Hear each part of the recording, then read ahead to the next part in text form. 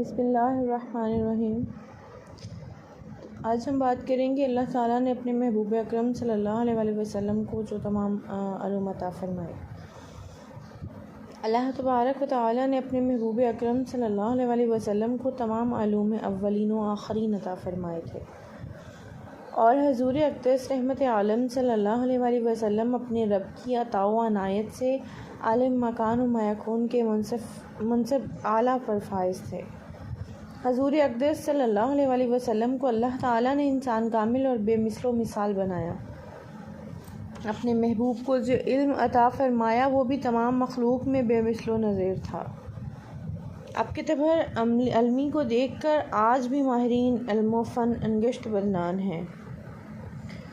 کیونکہ قرآن مجید میں ارشاد باری تعالیٰ ہے کہ وَعَلَّمَكَ مَا لَمْ تَكُنْ تَعْلَمُ، اور تمہیں سکھا دیا جو کچھ تم نہ جانتے تھے۔ اس آیت کی تفسیر میں مفسرین کرام فرماتے ہیں کہ اللہ تعالیٰ نے اپنے حبیب صلی اللہ علیہ وسلم کو تمام کائنات کے علوم عطا فرمائے اور کتاب و حکمت کے اسرار و حقائق پر مطلع کیا۔ رحمت عالم صلی اللہ علیہ وسلم کو اللہ تبارک و تعالیٰ نے جب تمام کائنات کے علوم عطا فرمائے تھے تو ان علوم میں علم حرب یعنی جنگی معاملات کا علم بھی شامل ہے۔ آپ نے اپنے رب کی عطا سے میدان کا رضا میں جس طریقے سے اسلامی لشکر کی قیادت فرمائی ہے وہ ایک سپہ سالار اعظم یعنی کمانڈر ان چیف کی شایع نشان تھی۔ آلات حرب سے آراستہ بھاری تعداد کے لشکر کفار کے سامنے رحمت عالم صلی اللہ علیہ وسلم بے سورہ سامان اور کم تعداد کے اسلامی لشکر کو ایسی اعلیٰ ترتیب سے مرکت فرماتے کہ یہ الغار و دفاع کے لوازمات کی کامل طور پر ادائیگی ہو جاتی۔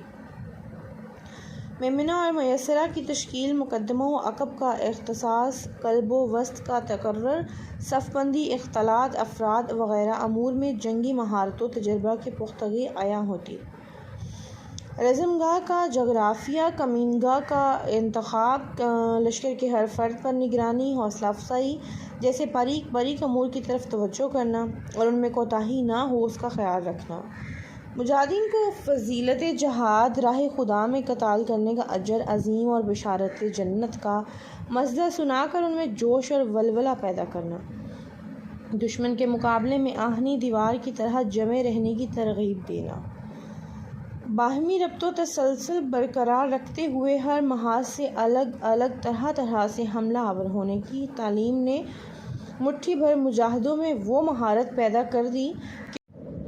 دشمن کا زور آور لشکر پیٹ دکھا کر راہ فرار اختیار کرنے میں ہی اپنی خیریت و عافیت محسوس کرتا،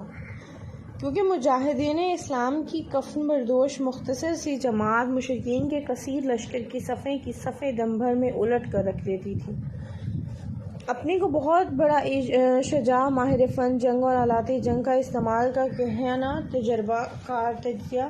سمجھنے والا اور تکبر غرور کے نشے میں اپنا پاؤں زمین پر نہ رکھنے والا کوئی سرکش جب کسی نحیف اور ناتواں اسلامی مجاہد سے ٹکرایا تو صرف ایک گرداوے میں اس کی ناک خاک آلود ہو جاتی۔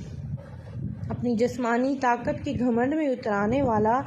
ثقیل جسامت کا کوئی مشرک جب کبھی کسی لاغر جسم والے اسلامی مجاہد سے بھڑا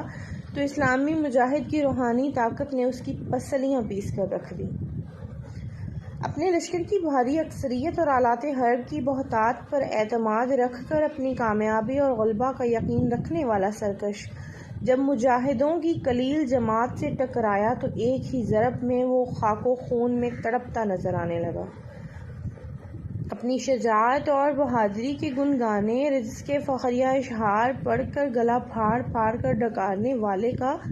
کلیجہ مجاہدین اسلام کی صدائے تکبیر و تہلیل سنتے ہی پھٹ جاتا۔ جب میدان جنگ میں دونوں لشکر آمنے سامنے ہوتے تب رحمت عالم صلی اللہ علیہ وسلم اسلامی لشکر کی صف بندی کرنے بنفس بنفیس لشکر میں گشت فرماتے اور لشکر کے ہر فرد کو تنبیہ فرما کر اس طرح قطار بند کھڑے کرتے کہ کوئی بھی شخص قطار سے بصر متجاوز نہ کرتا،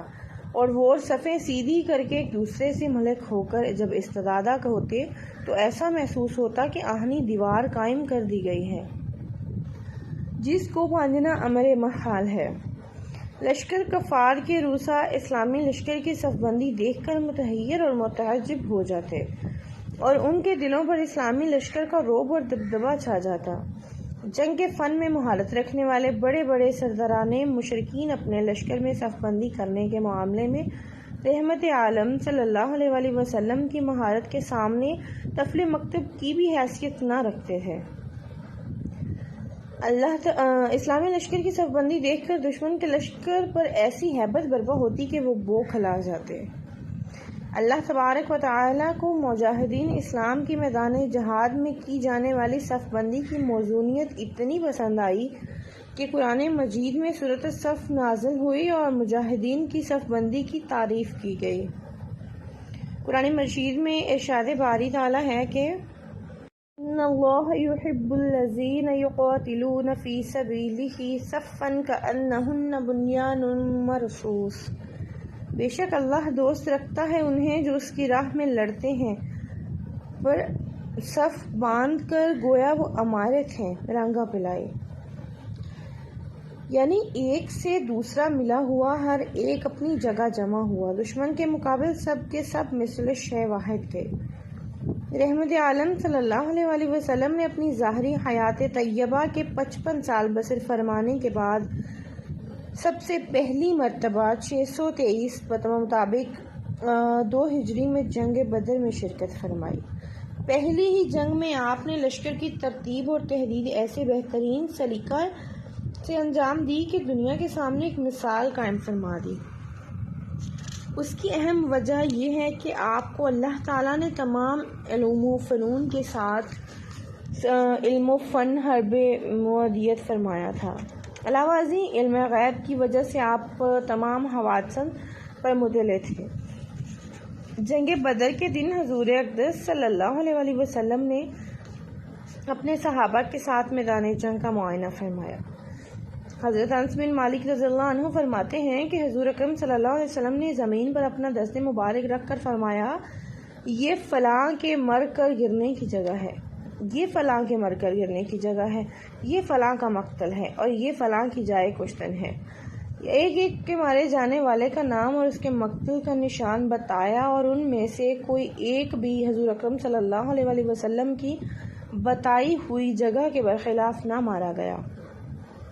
چنانچہ اس جگہ سے ایک بالشت بھی توافت و تواجس نہ ہوا۔ اس واقعے سے یہ ثابت ہوتا ہے کہ غیب بتانے والے رحمت عالم صلی اللہ علیہ وآلہ وسلم کو اللہ تعالیٰ نے اپنے خزانہ غیب سے علم غیب عطا فرمایا تھا، اور آپ یہ جانتے تھے کہ کون کب کس طرح اور کہاں مرے گا۔ رحمت عالم صلی اللہ علیہ وآلہ وسلم نے ہر جنگ میں باریک بینی سے فوج کی تدوین فرمائی اور اس کا امر بڑی پابندی سے لحاظ فرمایا کہ مجاہدین کا حوصلہ ہر حال میں برقرار رہنا چاہیے۔ لہذا ان کے جذبات کو فروغ دینے کے لیے جہاد کی فضیلت کے تعلق سے نازل شدہ آیات قرآنی کو تلاوت فرما کر اور اجر عظیم کی بشارت سنا کر شجاعت کا ولولہ پیدا